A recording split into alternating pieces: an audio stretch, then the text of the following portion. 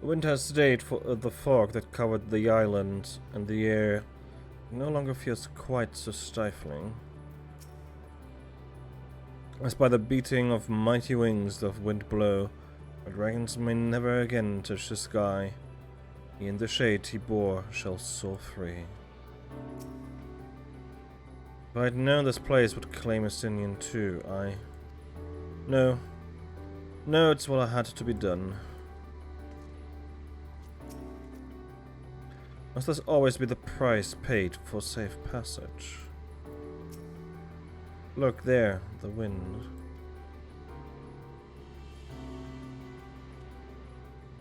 This is Estinian's doing, I'm sure of it. We'll ride its flow and see where it leads.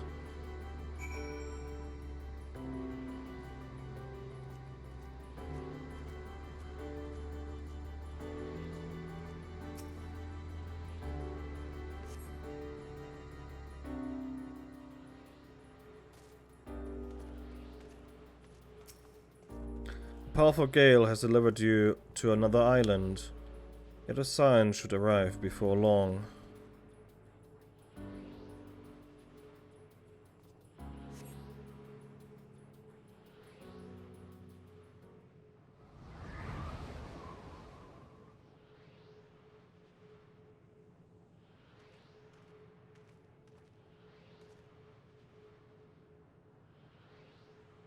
He did it. Oh, sorry.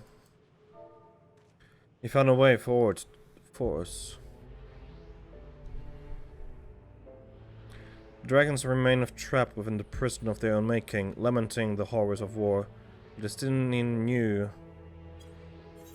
them better than most. He was a man of honor and a dear friend, willing to fight to the very end for what he believed was right.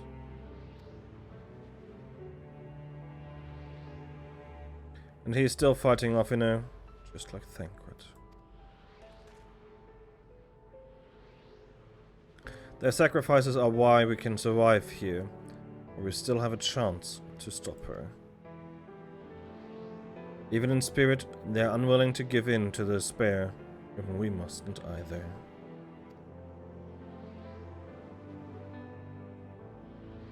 Alize is right. We must press on for their sake.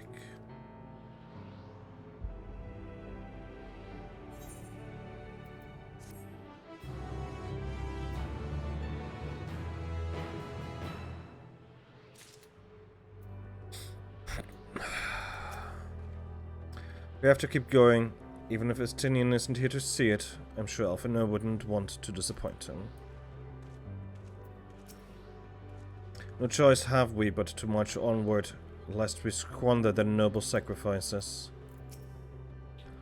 To feign bravery with bold words is a simple matter, but without the strength of will to match, we are powerless against Dynamis. Not less than unshakable conviction will suffice, which makes me question if I am up to the task. Though it pains me to say it, we can ill afford to stop and grieve our comrades' passing. No, there will be time enough after. Roads paved. Sacrifice. As the Ashtola and Alice said, we must continue.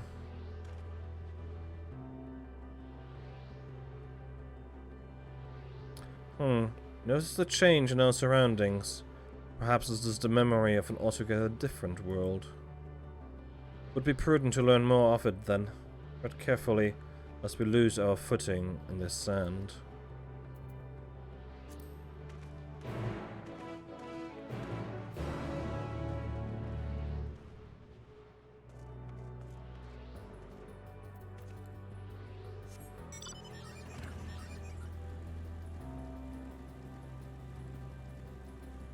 Lots of sand here.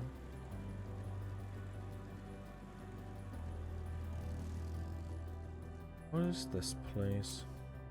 Sand everywhere. If not for the light emitted by the glyphs, I might well have overlooked this monolith. Another seemingly barren world. For mercy, the air is nowhere near as stale. It's still quite dry, and the sand will no doubt prove bothersome in due time. If you're worried about my vision, you needn't be. I can still see quite well. Were it not for the violet crystal embedded in its surface, it would appear as an ordinary stone. A curious script have been etched upon them. Alas, there's not a language with which I am familiar. I cannot say I recognize it either. Nor I. The dragons, from what I recall, preserve their knowledge in song and eschew the written word entirely, so we may assume this is the work of another race, one we have yet to encounter. Meteon claimed the dragon's world suffered a slow death, seeking the release of oblivion. What life we find here, like as not, went its way towards a similar end. Fascinating as the script is, we will glean north from what we cannot decipher. Oh. What do you suppose that is over there? That seems to be a beholder. I'm not sure. It's hard to make out at the distance, but its surface seems to bear the same crystals as the monument. Meaning there's a chance we might find whoever built them both. We should go and have a look. Come on.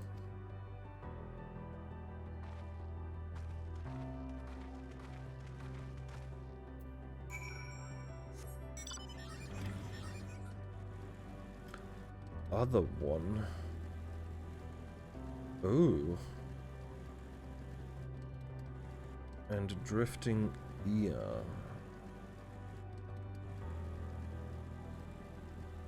Hollow of the flesh. A ghostly figure.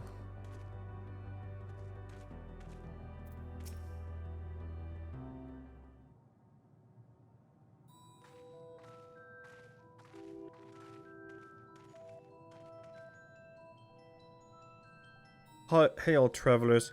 This is a most unexpected occurrence. Hello there. Is this your home?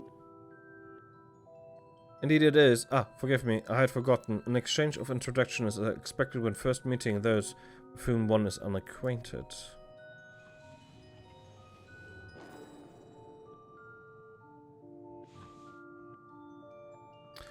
And the vibration of vocal folds was still required to convey our thoughts and intention. Air, I believe, was the pronunciation used when referring to our people. Though it is not entirely applicable given our present state, you're welcome to use this appellation. As for nomenclature to address my individual person, I believe it would be pronounced Kovkuch. Okay. Yes, Kovkuch, of the ear. We have encountered beings that communicate intermittently through thought, but never one that is wholly without voice. I presume we are having this conversation via the medium of ether, or dynamis, as this space is suffused with vast quantities of it. Fascinating in either case. I gather your response to my presence is positive then. That is well, for there is something I wish to ask of you. Like yourselves, we air are ether-based life forms, therefore it may be surmised that your bodies are of comparable biological composition with those we once possessed. I have a number of queries regarding your subjective perception of the 5 senses: sight, sound, taste, touch, and smell. In total, I have prepared 198,712,000 180,827. That's a lot of questions. That's rather a lot, isn't it? My apologies. I have omitted a great many details necessary to understand the nature of my request. We dispensed with our corporeal vessels long ago. We have rediscovered a need for the flesh and have endeavored to recreate our erstwhile forms. However, all pertinent records have been lost due to the passage of time. Take, for example, the nervous system. It is well within our power to recreate, but we have no frame of reference for sensations once experienced by our people, which may compromise our ability to interact with our physical environment. And the reason you need to regain corporeal forms? Why, to bring an end to our existence, of course.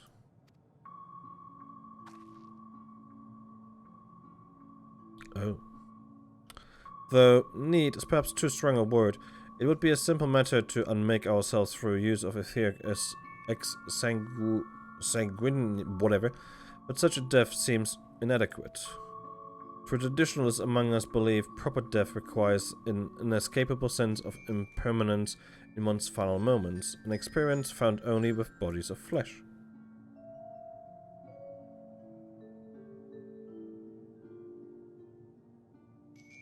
We should very much like to hear more of your plans. In exchange, we will answer any questions you have to the best of our ability. Such an exchange of information would indeed prove useful. Very well. To ensure efficacious exchange, I hereby invite you to our home. Yes, the abode of the ear, where we traditionalists prepare for our demise. I presume your consent to answer questions is indicative of a tacit approval of our plans, in which case your cooperation is greatly appreciated. I must caution you, however, to be mindful of the ear wandering in the desert. Their desire for bodies of flesh could be described as overzealous. Now, if you would follow me. This is going rather smoothly. Not that I'm complaining, mind. Even so, we mustn't forget their aim is oblivion, much like the dragons. Though I fail to see why a civilization so seemingly advanced would choose to unmake all they have created. At any rate, we will find no answers dallying here. Let us be on our way. Nani?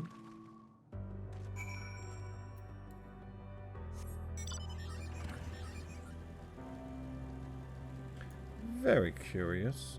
This is a big area. Potentially. I'm just gonna quickly get everything here.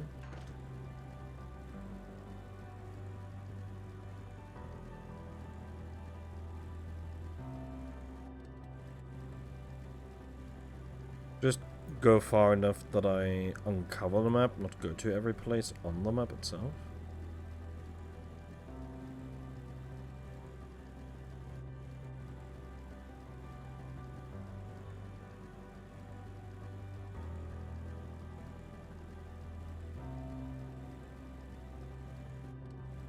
Okay. Abode of the ear. More violet-colored crystals. I cannot place my finger on it, but there is something unsettling about them. The Isle of Dragons was shrouded in the silence of the dead, and the stillness here does suggest the ear are, by and large, really sleeping? I should not be surprised the concept of a village is so different from ours, and yet...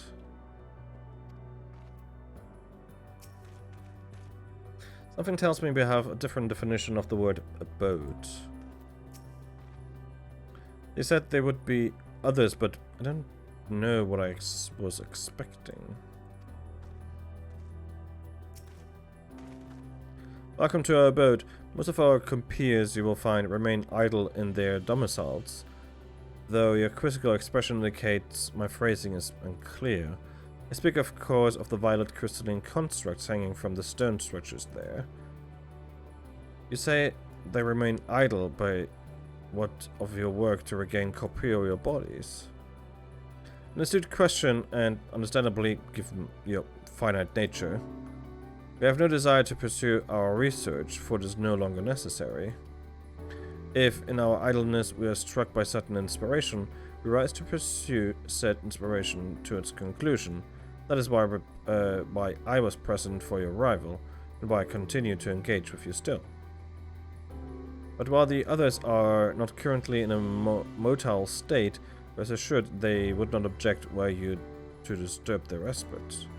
You need only cast your thoughts towards one of their crystalline domiciles to communicate. That is so strange.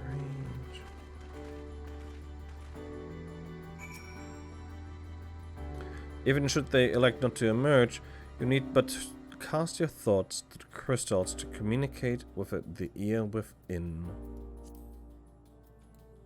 Oh.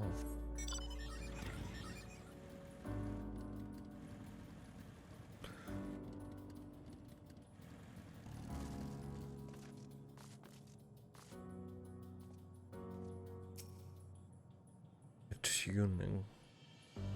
Which reminds me I have to attune to the ether thing.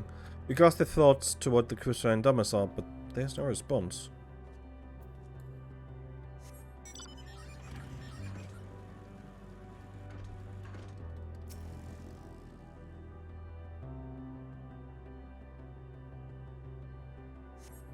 You wish to speak? Very well, pray a moment if you would.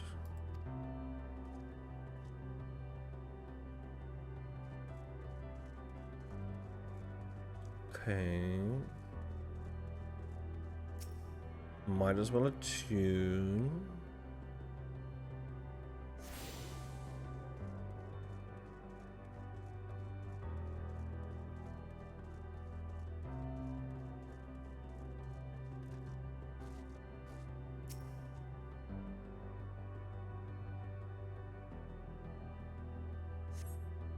Why we seek our end, do you ask?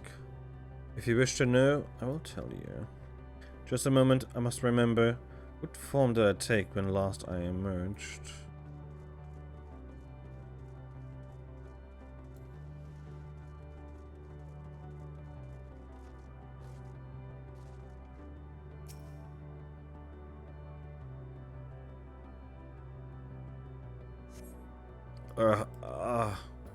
Strange moaning comes and goes, but soon fades into silence.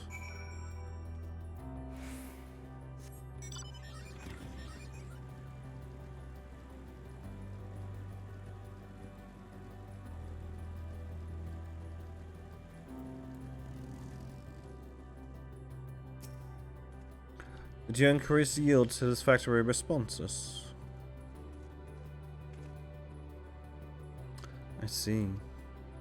If they fail to answer, then it is likely because their minds have unraveled due to prolonged idleness. They are not but concentrated ether now. Worry not, there are no others who have need of those lodgings, and they will not prove a hindrance to remain as they are. But more importantly, you said some few did answer your request for an audience, yes? I mentioned they will be with us ere long.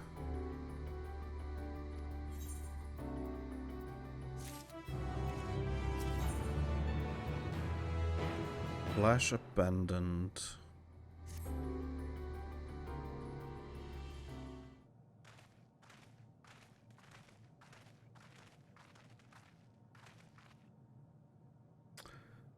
I had no luck, but everyone else fared well enough. Quite a few ear have awakened.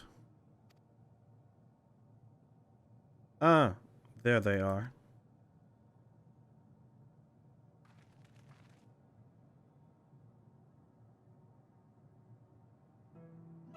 May I introduce to you Lalak, Dudik, and Ninecht.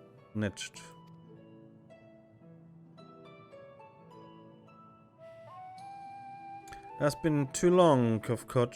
I dare say Satrap 4 has since completed an orbit. Indeed, until the travelers brought it to my attention, I hadn't noticed how unraveled some had become. Travelers? Ah, of course. The ones who wish to know why we seek to regain corporeal forms. The truth of the matter is as plain to see as the neighboring system, but my singular account would fail to satisfy the requirement for scientific objectivity. Thus did I bid them awaken you. Well, the only one who struggles to tell who is speaking. Nay, though or not, in the absence of corporeal forms and the divergence they afford, Perhaps such similarity in voice is unavoidable. By the way, Coach, have you already observed the requisite custom for the travelers? Which one is expected to do when receiving guests, a matter of proper form?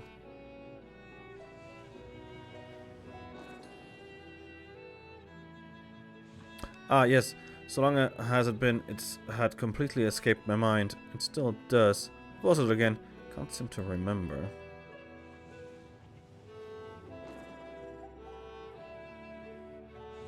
Never do I. Pity. I was hoping you would.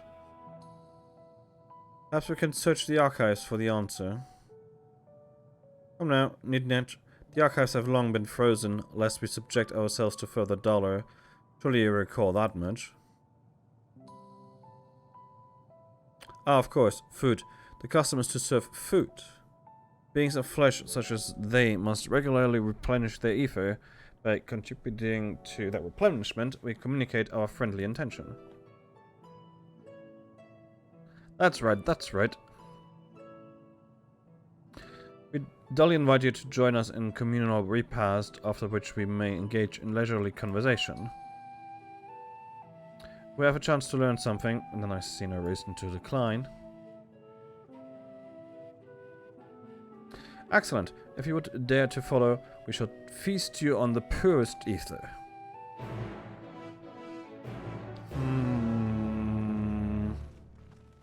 Not so sure about that.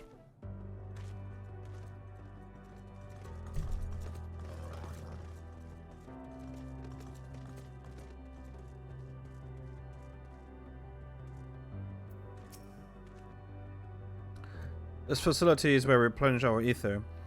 There's no particular name for it, but we traditionalists sometimes use the word restaurant. Now then, if you were to take your place with your comrades, the space will soon be awash with purest ether. Please absorb as much as you like. That's a big... Okay.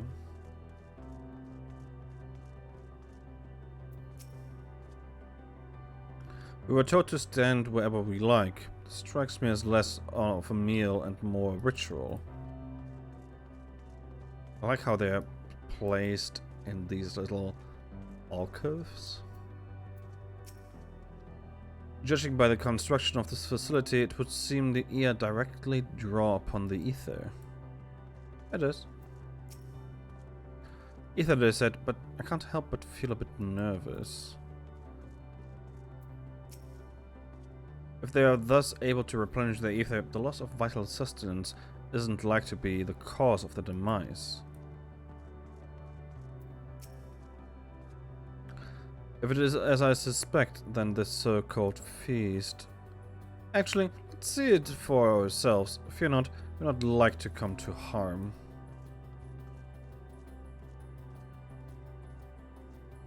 Uh-huh. Yeah. Huh. I cannot help but feel a rush of excitement when I see your pliable yet sturdy form. I almost have to resist the urge to open you up and see how it all works. I know, be at ease. I would not devolve to such savagery. I may have cast off my body, but I still possess some semblance of a rational mind. For a moment, at least.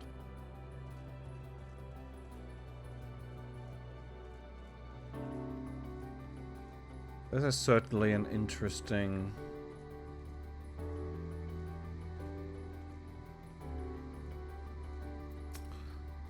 Throughout the universe, but few races have completely shed their flesh as we have. As a result, we seldom receive visitors from other systems. Extreme differences can inhibit meaningful interaction, you see, and none more so than those which affect communications. Most entities, for example, cannot even comprehend our words. You are rare indeed in your ability to do so. You avail yourself of dynamis, yes? It's an impressive application, even if it is ultimately pointless like all the rest. To think that I had forgotten what had become of the archives, how much has my essence deteriorated since last I awake? Not I am averse to having my mind fade away in this manner. It isn't so unlike the natural degradation of one's flesh. How delightful. How much ether would be adequate for your kind, I wonder? As I recall, there is a fine line between optimal saturation and violent sickness.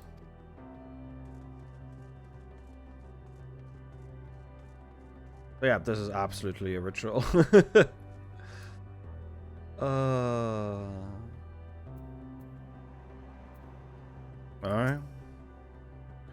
No, I wanted to look into the middle possible place. Thank you.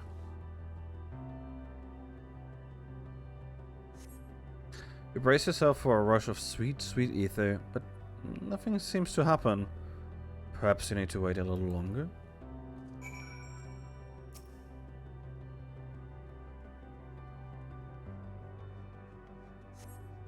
You brace yourself again. But again, nothing seems to happen.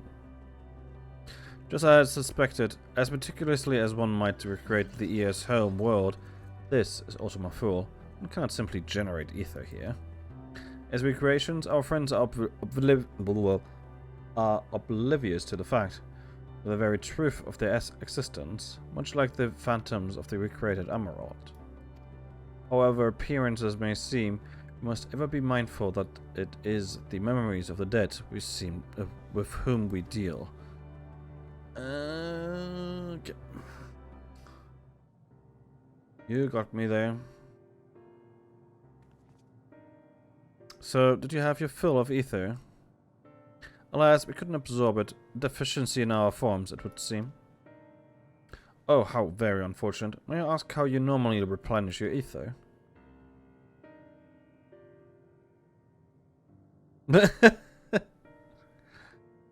Through your mouths, you say? How very primitive and quaint. To think that their mouths are served not only to expel sound, but draw in sustenance besides. Such life forms have long since vanished from our systems.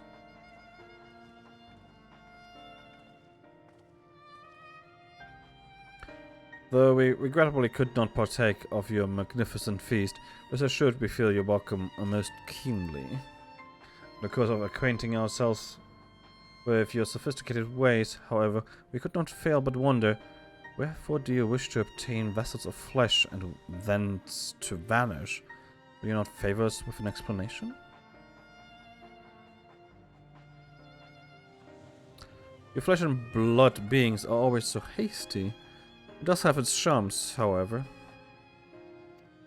Very well, we shall indulge you. In the beginning, when the ear yet possessed corporeal bodies, our ancestors dedicated themselves to the pursuit of knowledge and technological advancements. By transcending all limitations, we believe we would eliminate sorrow and abide in true happiness. From the tangible such as land to the intangible such as labor, there exist myriad hindrances to progress. But the most confining of all was the flesh itself. Our natural lifespan was distressingly middling, you see. Too short to enjoy unhurried lives, yet too long to be considered disposable. Furthermore, to simply maintain the integrity of our bodies demanded considerable resources. But we managed to solve this problem. After long years, we discovered how to become non-corporeal entities with everlasting lives, untroubled by the failures of the flesh. Thus changed, we had more time and freedom to continue our scientific pursuits. We went on to make ever greater strides in our quest to transcend all limitations, until we finally decided to challenge the last of them all, the limit of knowledge.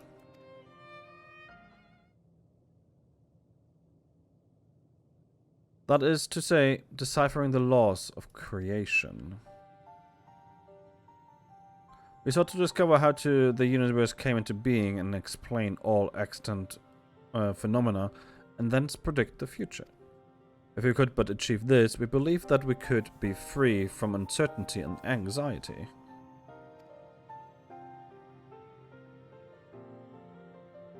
And did you find the answers you sought?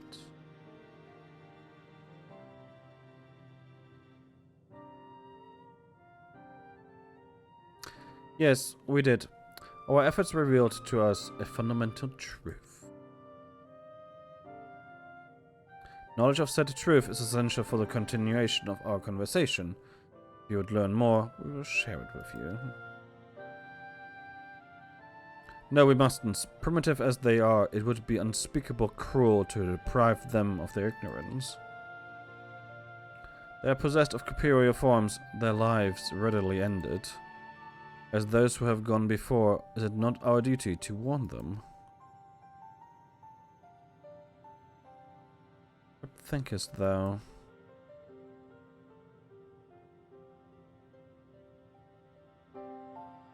I think she's going to be the next to sacrifice us herself. We have deliberated and come to a consensus. If you are resolved to know it, we will disclose to you the truth we have discovered, the truth of the universe. Seek us at the stone pillars just outside the bounds of the abode, a place called Ligea.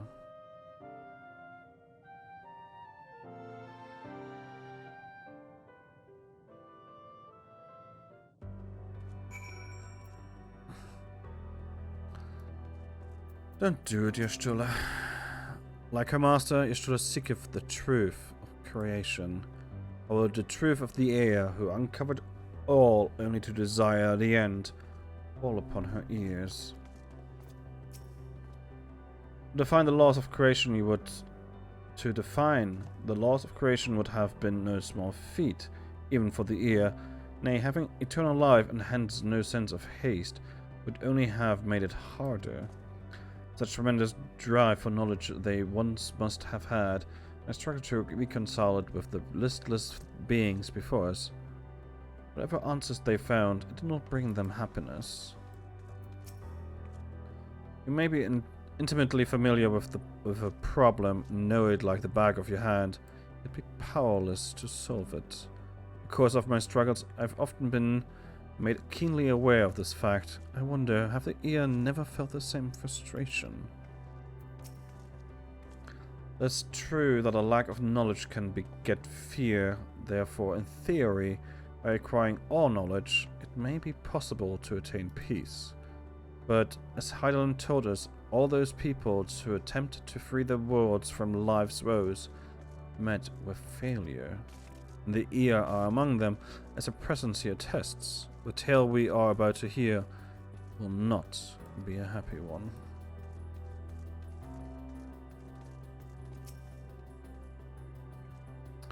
Fundamental truth.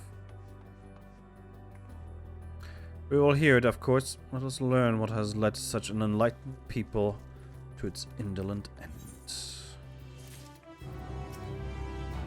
Before we hear the climax of the year's tale, mayhap I should speak of... On second thought, it would be only a distraction. We will talk more when the time is right. Where knowledge leads. Here we join the ear. There is one trifling matter I would fain investigate. Vern Gratia, may I trouble you for your assistance? But of course. My thanks. We shall head outside the abode. If you would kindly follow me. I know not what mischief you are plotting, Uranjay, but I trust you have our best interests at heart. The rest of us shall go on ahead to Ligea, lest you worry, we won't start without you.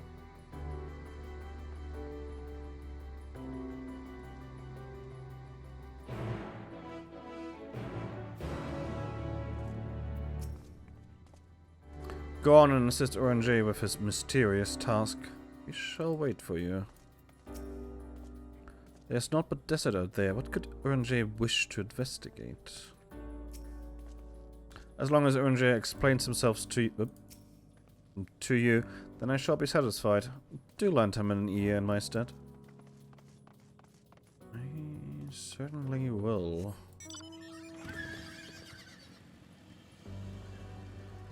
Oh, really?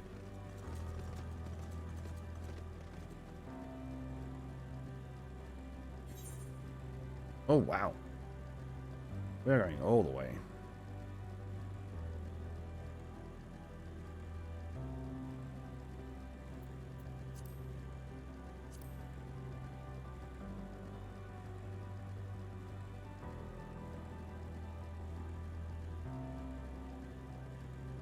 was like, this looks like water, and then it wasn't.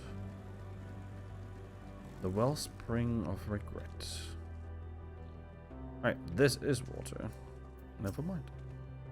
A spring, a sizable one at that. I had noticed it amidst the dunes. Wellspring of... Yeah, okay, I got you.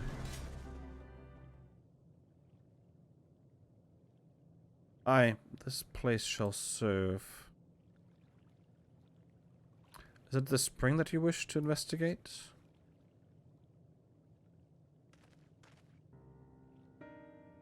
Pray forgive me, my friends, but there's naught to investigate. It was a pretense to speak in private, of course. You have our undivided attention.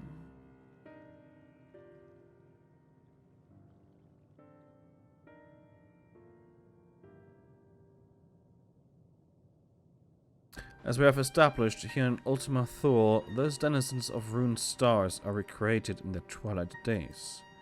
Yet one question doth arise in my mind. So faithfully formed are the simulacra, they believe themselves yet amongst the living. How dost thou suppose this is possible?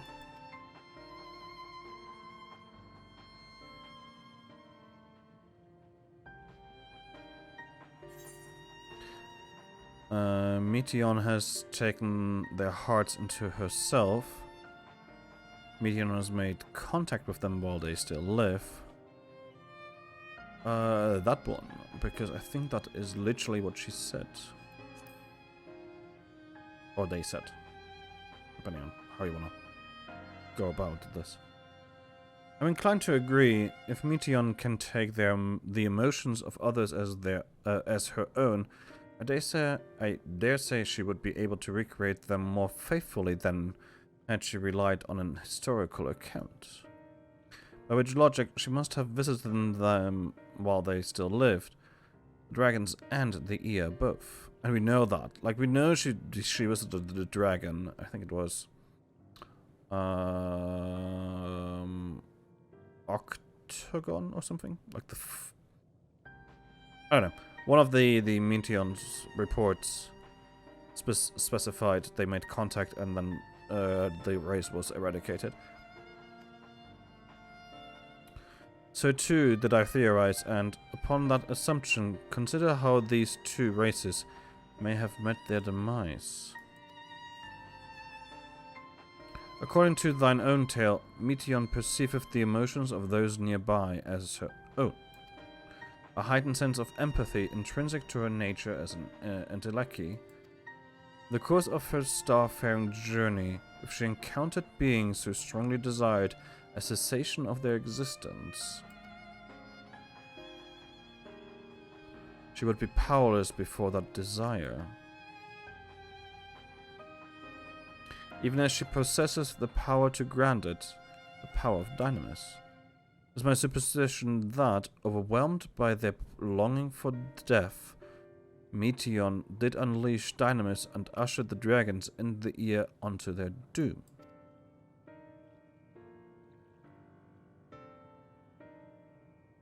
Of course, such was not always the outcome. Full many stars did she find already lost to ruin. In order to recreate a terminus, however, the fervent desire for the end is essential. Therefore, should you struggle to find a way forward, pray ask yourself this.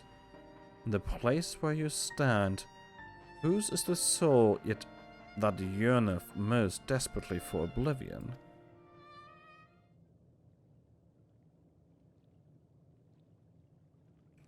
Why do you tell us this now?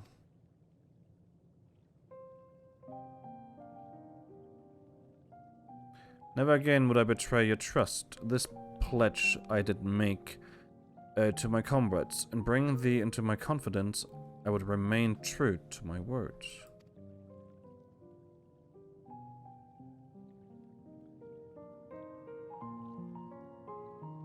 As for thee, let us consider it my fitting reward for the secret I harbored for the Crystal Exarch.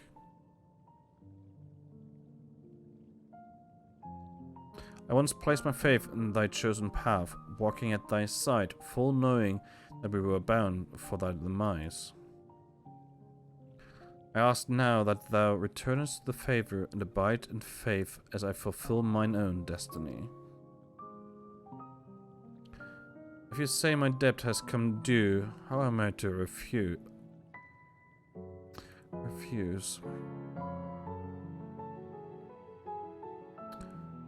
This is delicate of me, I know full well, and I can't but beg thy forgiveness. Yet even if I must needs go to such length, I cannot well feign ignorance of the answer I have found within. The answer to the question, in what moment might I stand strongest?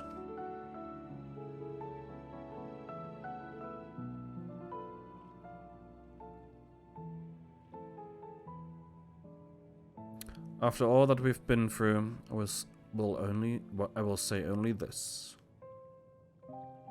Do what you must. Do what you must and see your conviction through.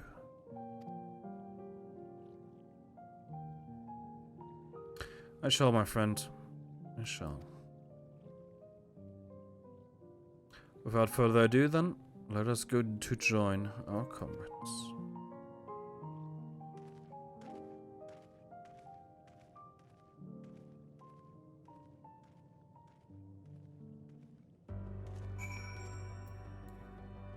Oh.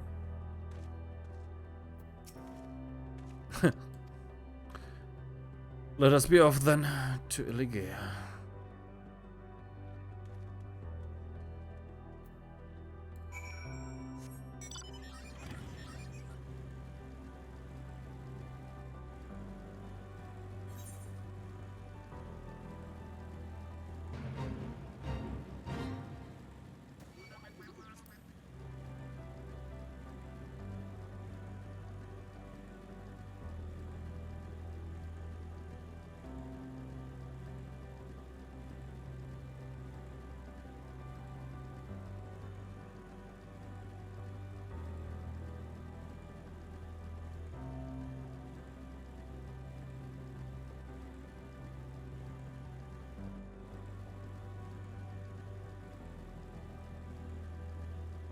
I don't like any of this.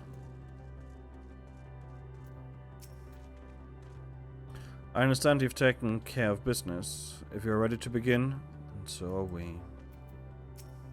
I'm not, but sure. While we waited, we mentioned our star situation to the ear.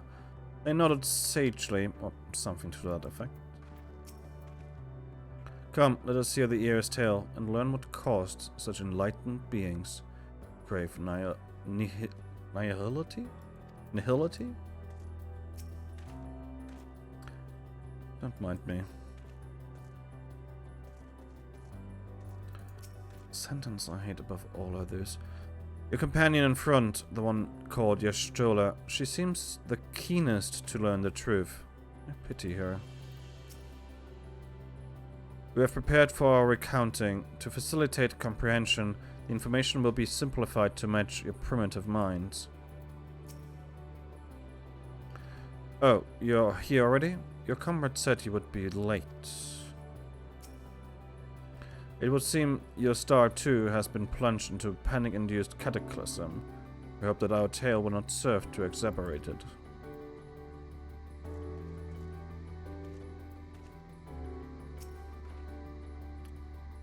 It seems everyone is accounted for. Shall we then?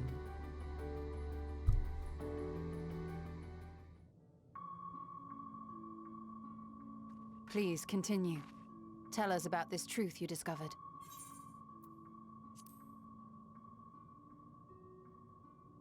Very well. Bear in mind, however, that the purpose of this conversation is not to impart scholarly knowledge, for such requires that you comprehend the subject matter, which you will not. Wow. We will forego the intricacies of our scientific methodology and deal only with the conclusion, the end of our society and our world. We acknowledge, with regret, that your star is in the midst of the same panic-induced cataclysm that befell Deneb 3. As such, in order to avoid causing undue distress, we will refrain from explicitly stating how much time you have remaining. Okay. You are entirely too kind. I pray you recount your tale as you see fit.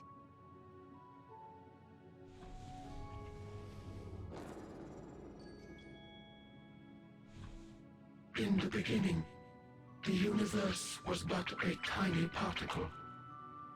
Then suddenly, this particle began to expand. Having remained entirely in the bounds of your star, the phenomenon may be difficult for your kind to grasp. But this expansion has since continued unabated. Speculating that the universe could not grow indefinitely, we sought to learn what might occur, and made a worrying discovery. The stars will continue to spread apart, as will their finite thermal energies. Eventually, all heavenly bodies will grow cold and freeze. No new stars will be born, and the universe will enter onto an eternal ice age.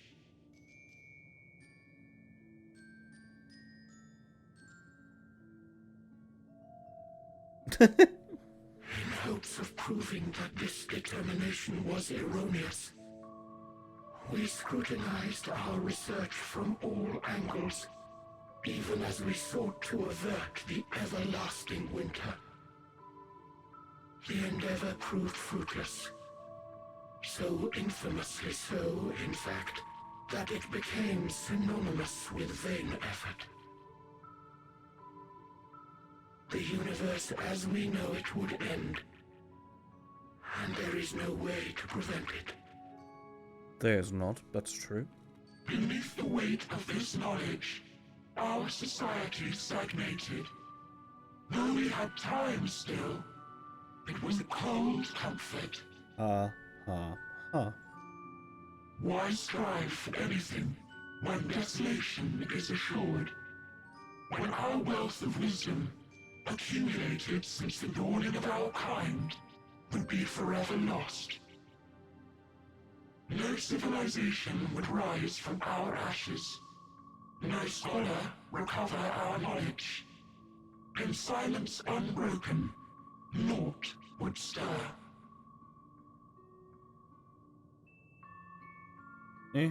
Intellect was once our pride. Overnight, it became our shame. Our works, monuments to futility. Immortality, our greatest invention, became a source of suffering. Rather than suffer on, many chose to unmake themselves by means of etheric exsanguinators. Exsanguinators. Okay, sure. That's a way. Oh. Etched upon these stones are the testaments of such souls. Though many left no words at all, thinking it a pointless gesture.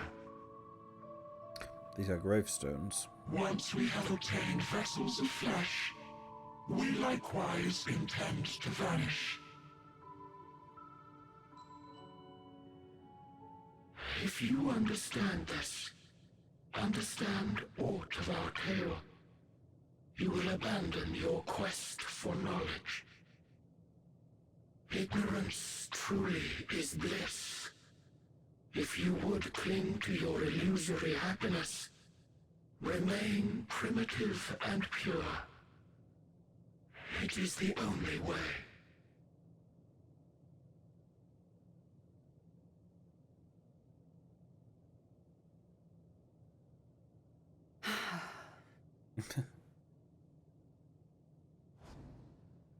So that's your story.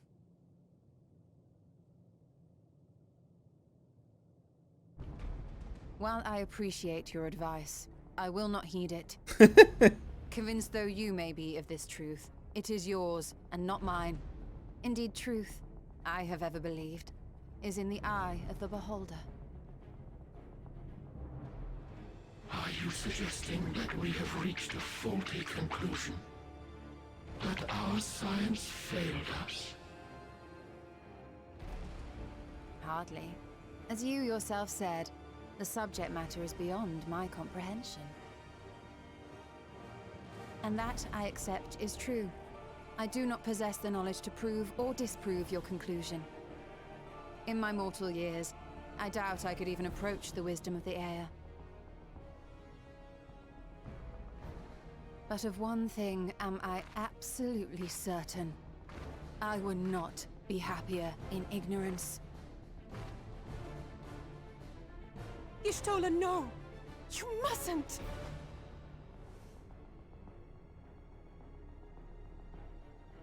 The most important lesson I've learned is that learning isn't simply passing one's eyes over words. Ha! See what you did there. Damn it. Nay, 'tis when understood for oneself that knowledge attains its true value.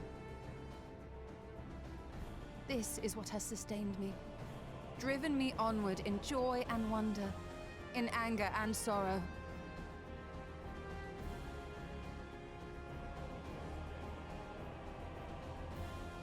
The universe may end, and all may be for naught, but I will live as I always have. I will always seek out new knowledge, and no conclusion of yours, no matter how grim, can dampen my desire.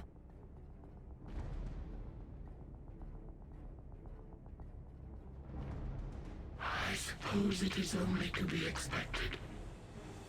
Their feeble minds cannot fathom the terrifying gravity of it all. But worry not. We consider it our duty to enlighten you, and we will not stop until you grasp the full extent of our despair. Oh, she will teach you despair, don't you worry.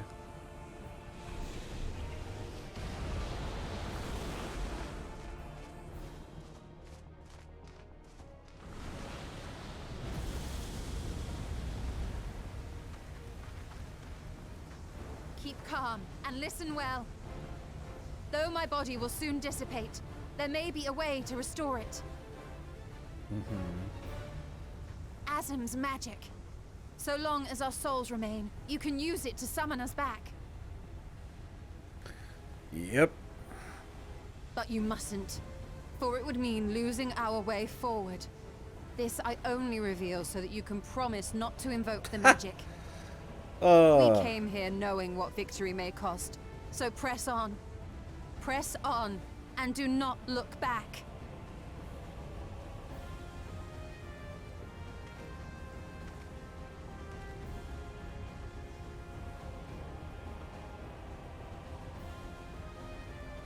I shall join thee. As subterfuge is not required, thou shalt not suffer for mine absence. Riange. My resolve hath never been as strong as thine. Full oft have I wavered in my decisions, and afterwards been stricken with regret. In spite of this, I may still stand with my comrades, supporting them as they attempt the greatest of feats. This truth I have learned in the course of our journey. And many though my shortcomings may be, I may also claim to excel in prophecies. My studies, into which have granted me the flexibility of mind needed to bend this malleable reality.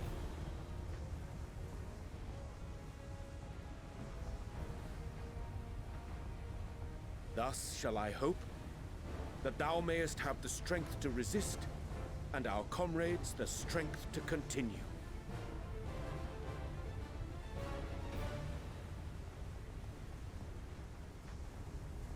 With you to urge us on, how could we possibly fail?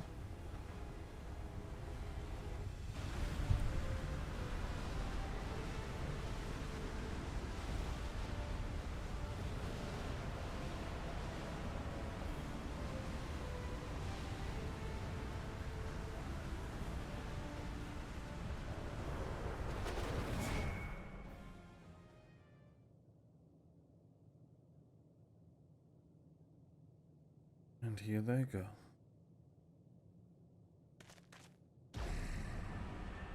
And if you believe we're not going to use Azim's magic to get all of them back, sorely mistaken. What's this?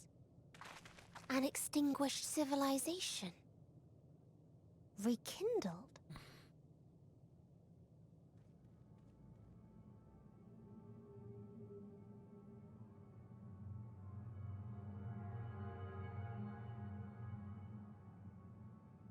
That's right. Our quest doesn't end here. We'll press on, and we will find you.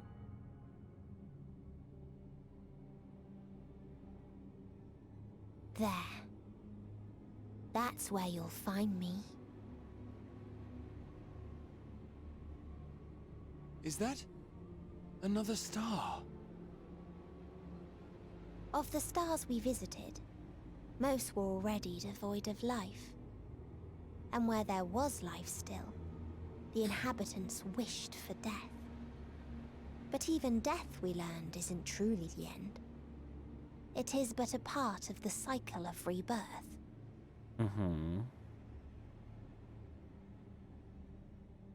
Souls return to the star, or in its absence, a larger flow. And eventually they are reborn. Alive again, to know suffering anew. Oh. True salvation lies not in dying. It lies in not being born. This is the gift I would give to you. To all life on beautiful Atheris. To that end, we created an egg wherein life cannot quicken. That dead sun. Attain it if you can, before your friends' emotions fade away, along with their protection.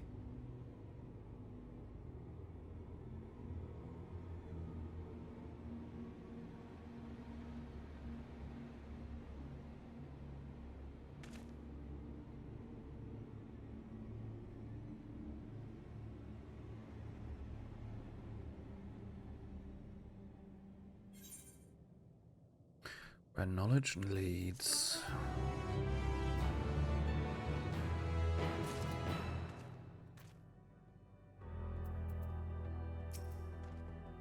Never have I felt such emptiness. It is as part of me is gone.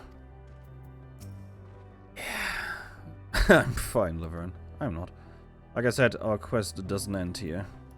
Oh, that's true. Victory. Something lost. Are you all ready to continue on?